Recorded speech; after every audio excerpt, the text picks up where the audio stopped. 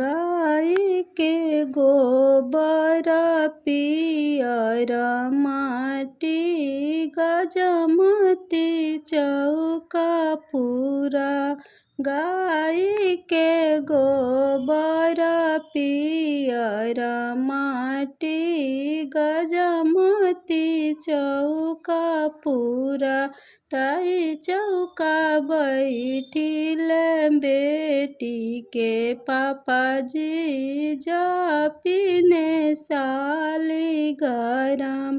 ताई चौका बैठिल बेटी के चाचा जी जापिनी साली गरम।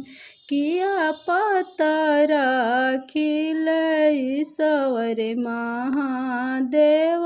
किया पतर खी भगवान। किया पतर खिल ईश्वर महादेव। किया पतर खी भगवान।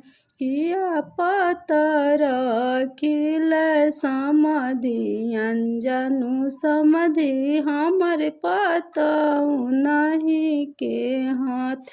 किया पतर खिल समधि अंजनु समधि हमर पतऊ नहीं के हाथ।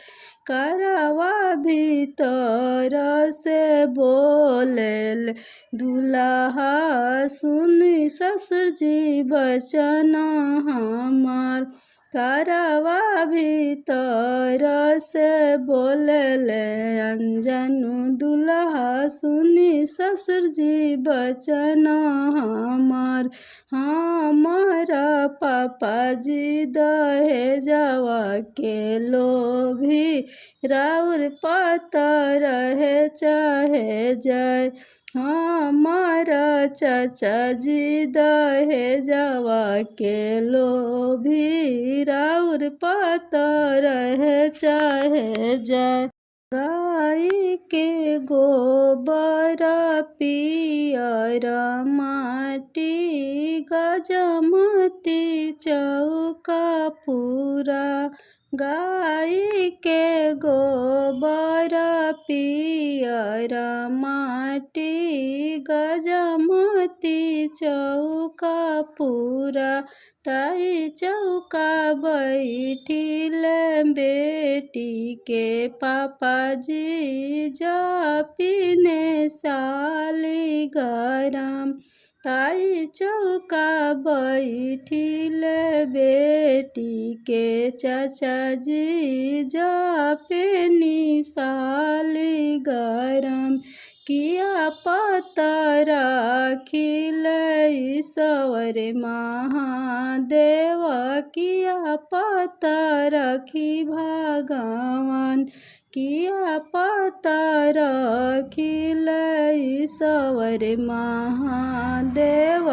किया पतर खी भगवान। किया पतर खिल समधि अंजनु समधि हमर पतऊ नहीं के हाथ। किया पतर खिल समधि अंजनु समधि हमर पतऊ नहीं के हाथ। करवा भीतर से बोलेल दुल्हा सुनी ससुर जी बचन हमार। करवा भीतर से बोलेल अंजनु दुल्हा सुनी ससुर जी बचन हमार। हमारा पापा जी दहेजवा के लोभी राउर पतर है चाहे जाय। हमारा चाचा जी दहेजवा के लोभी राउर पतर है चाहे जाय।